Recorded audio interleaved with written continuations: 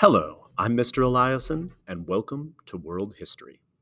Today we're going to talk about World War II in the Pacific. We've already got the war in Europe going in earnest. We've set the stage for the war in the Pacific, and so now we're going to talk about the basic process by which the war in the Pacific and in Asia unfolded, and the various things that influenced the outcome in the Pacific. So here's our objectives for today. We're going to take a moment to dive in and try to give you just a sense of what was happening in World War II in Asia and how it was similar in some ways and different to others than the war in other theaters.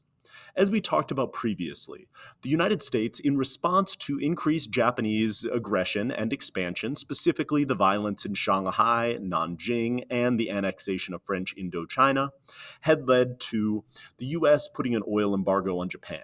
This forced Japan to make a choice as far as how they were going to find new oil resources because the United States was one of the largest oil exporters to the Japanese, and so the loss of that American oil is going to make it absolutely impossible for the Japanese to continue their war effort in the long term.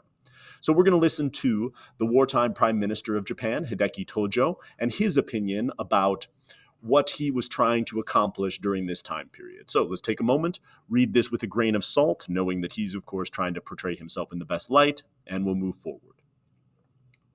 So the important thing to understand as the Japanese launched their attack on Pearl Harbor is that they were still embroiled in the war in China.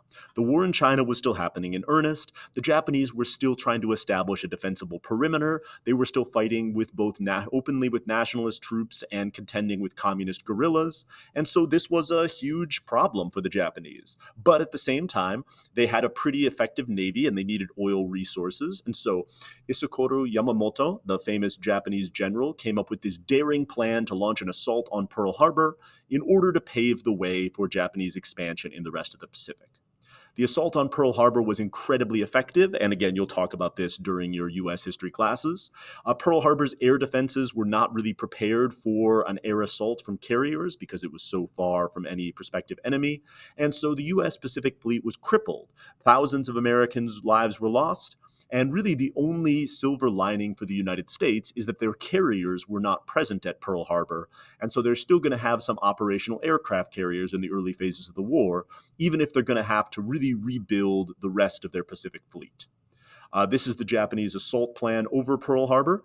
Japanese Zeros, these really effective planes, did a really good job of taking out a lot of the sort of air defenses and the planes on the ground, and then bombers and torpedo planes were able to take out and cripple the vast majority of the U.S. Pacific Fleet, again, with the exception of the aircraft carriers.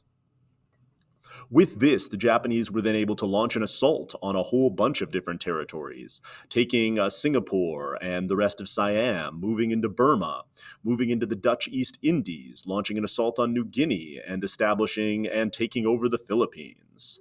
So the Japanese are going to establish a pretty broad defensive perimeter, with the basic goal then being find a defensible perimeter, sort of the same way they were trying to do in China, fortify this defensive perimeter, and then make it extraordinarily costly for anyone to try to fight their way across these areas, basically assuming that Japanese soldiers would be willing to suffer and die, through significantly more than any enemy would, and they could eventually wear them down. Japan knew that as far as manufacturing and productive capacity goes, they were no match for the United States. The United States, their economy is so much larger that they could outproduce the Japanese many times to one. And so the Japanese are going to have to make up for this with a combination of surprise, preparation, and the willingness to fight and die more than anyone else. In their expansion into Malaysia, we learned a couple different, in their expansion into around Singapore, we learned a couple different lessons here. One, the Japanese are incredibly efficient at siege warfare and of taking ground territory from the British. The British also launched several battleships at the Japanese, and so we have one of their super dreadnoughts, the Prince of Wales, facing off against a Japanese carrier group.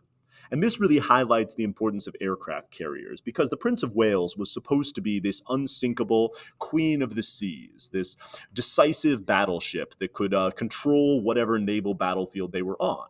And what they discovered is that their air defenses were just inadequate to deal with, Japanese aircraft from aircraft carriers. And if these aircraft carriers set up miles away and launched their planes at the Prince of Wales, there's really very little they could do. And so these two massive British super dreadnoughts were destroyed in this battle, basically highlighting that if you don't have carrier and air support in this war, you're pretty much doomed. They're then able to surround and take Singapore. Singapore eventually, after a significant siege, is going to surrender, and this is where we start seeing Japanese atrocious treatment of prisoners. The Japanese treat their prisoners of war incredibly poorly, often subjecting them to unbelievably harsh conditions, lack of food, lack of water, to some degree, outright execution. And so this is, of course, going to create incredibly hard feelings from the Allies. And so when they take Japanese prisoners, they're going to treat them about the same, leading to the war in Asia and the war in the Pacific becoming a war of escalating atrocities. Horrific treatment on both sides is going to lead to incredibly hard feelings. The Japanese take the Philippines, and this is where we start seeing Japanese propaganda really trying to play a role.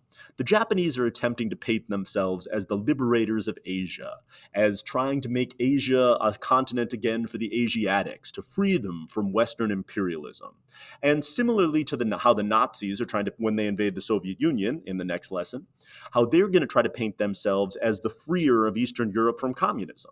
This propaganda looks really good on paper, but the reality of it, unfortunately, is because the Japanese treat the people that they conquer so harshly, the Filipinos and other conquered Asian peoples aren't going to see the Japanese as liberators, the same way that the Eastern Europeans, because of the horrible atrocities of the German soldiers, are not going to see the Nazis as liberators. This is an account of the Bataan Death March, which you should absolutely stop and read. But the Japanese actions here paint or make it so where their greater East Asia co-prosperity sphere could be a way to build sort of support from native peoples in order to fulfill this happy Japanese propaganda of, again, Asia for Asian people. Their actions are really going to belie that.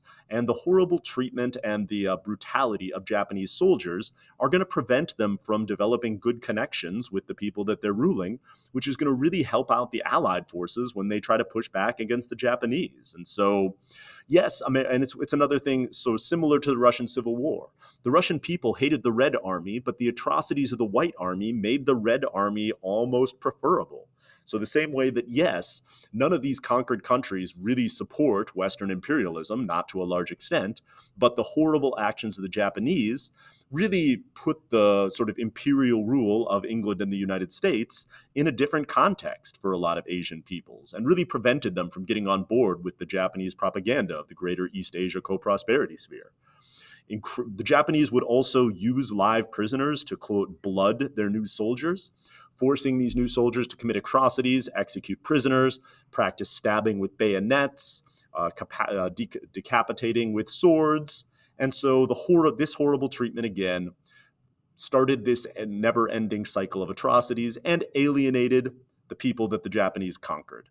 And the legacy of this today is that there's still significant hard feelings over the areas that Japan occupied, especially in Korea and China, over the absolutely atrocious actions of a lot of the Japanese soldiers. As far as actual fighting goes, the Battle of the Coral Sea is the first American sort of move to check Japanese advancement. Because the Americans had broken some of the Japanese codes, we knew that they were advancing on the Coral Sea to attempt to support the assault on Port Moresby and eventually move on to Australia. And so 2 U.S. carrier groups take on 3 Japanese carrier groups in what is the first aircraft carrier v. aircraft carrier battle in world history. These aircraft carriers become absolutely decisive, and the fight is much more about how can you equip your planes, can you get your pilots in the air, what types of fighters are you using, how effective is your fighter screen, and how well can your planes get through to attack the other side's aircraft carriers.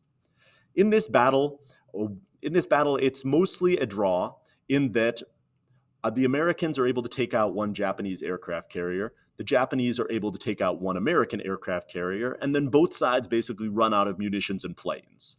The Japanese are forced to withdraw, and from this point forward, the Japanese expansion is going to be checked. And so this is the first time that the Japanese have really been slowed down in their advances, and losing momentum is going to be a huge deal for the Japanese going forward. The United States is able to keep their secret code from falling into Japanese hands by using Navajo code talkers. So our cryptographers were able to break the Japanese code, but because we used Navajo people, whose language was very complex and had never been written down, the Japanese were never able to break American codes. And so this gave us a huge informational advantage, leading to, well, so here's the Navajo code talkers. Take a moment, pause, and read. But all of this led to the decisive Battle of Midway. The Japanese were trying to further expand their defensive perimeter, attacking Midway Island, which was held by the United States. The United States knew that they were going to launch an attack on the island, and so they waited until the Japanese carriers had engaged the defenses and the planes and the airfield on Midway Island, and then the American carriers launched our assault on the Japanese carriers. The fighting was incredibly fierce. If you're interested, there's movies about this, there's videos. You can definitely go and find resources to help you get into this in more depth. Here's the account of the decisive 5 minutes in which the American torpedo planes are able to get through and strike at the Japanese carriers. And this ends up being decisive because with the 4 Japanese carriers were either disabled or destroyed in the battle. And this is going to give the United States an almost insurmountable advantage in aircraft carrier capacity. The United States is also going to start producing new aircraft carriers at a faster rate than the Japanese. And this is the last real attempt that the Japanese have to launch an assault in order to take new territory. We have a couple new final Japanese assaults here, but Midway is really what's called the turning point in the war, because at this point, Japan's momentum is absolutely gone, and the United States is going to be pushing back. We're going to use a strategy called island hopping, which was not pioneered by Douglas MacArthur, but he's going to take credit for it, and your history books might say that he was responsible for it. So we're going to tell a lie and say that Douglas MacArthur was responsible for island hopping. The strategy of island hopping is to hop from island to island, use these islands as new fortified air bases to launch an assault on the next island, and theoretically get close enough to Japan to launch an assault on the Japanese islands themselves. One part of this strategy that was really important was also called leapfrogging.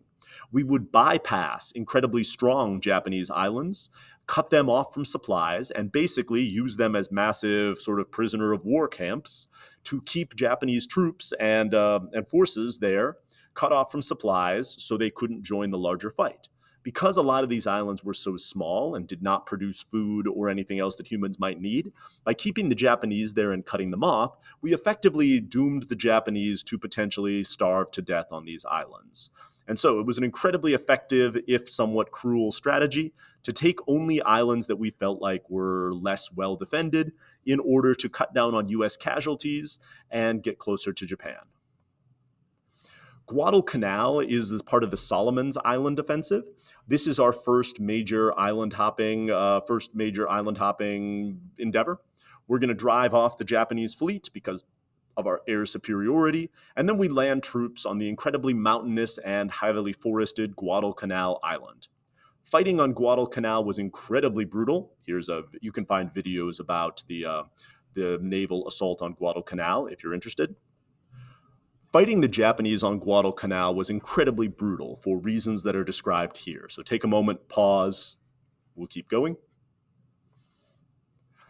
Guadalcanal is incredibly mountainous and very jungly, and so it's not a battle in the traditional sense of a battle. You can't have 2 large armies fighting against each other, and so it's more or less a prolonged siege/search and destroy mission. The Americans landed troops on the island, landed supplies there, and then sent patrols out into the jungle to try to find Japanese troops and to try to secure parts of the island. The Japanese tried to reinforce their troops at night, sending in more supplies and reinforcements. The Japanese would launch night attacks on American positions, set up traps, things like that. And so fighting in Guadalcanal is much more the way you'd picture fighting in Vietnam than it is fighting in a sort of traditional World War II style battle. It's more setting up perimeters, sending out patrols, trying to find and eliminate enemy troops, who are then hiding and fortifying these perimeters. Because of that, these battles were months-long sort of sieges, more so than battles. And it was incredibly traumatic for the soldiers here because marching through the jungle trying to find enemies is incredibly stressful. People would get sick with malaria and other tropical diseases. There are snakes and spiders and other poisonous animals there. And it rains so much of the time that, all of it is just really, really miserable. The other type of horrible assault in World War II is attacking the coral atolls. These are incredibly low-lying small islands that have room for little more than an airfield. When we assaulted these islands, so Tarawa was part of the Gilbert Island campaign, and this was one of our first major amphibious assaults on a coral atoll. And we learned a number of tough lessons in Tarawa.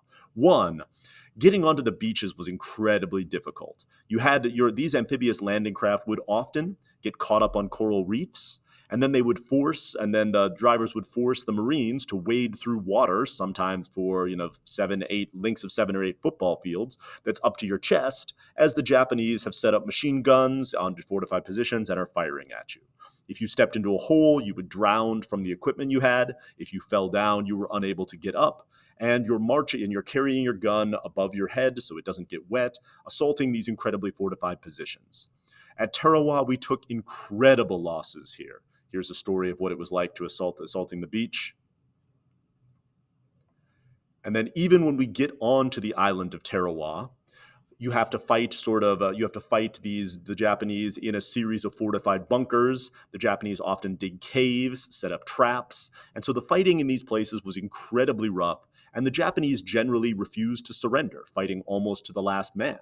This forced the Americans to take spectacular casualties and to inflict spectacular casualties on the Japanese to take each of these islands, really sapping American morale and making us ask the question, to what extent is this worth it? Which, of course, is the Japanese goal in this whole thing. So that's the two different types of fighting in the Pacific.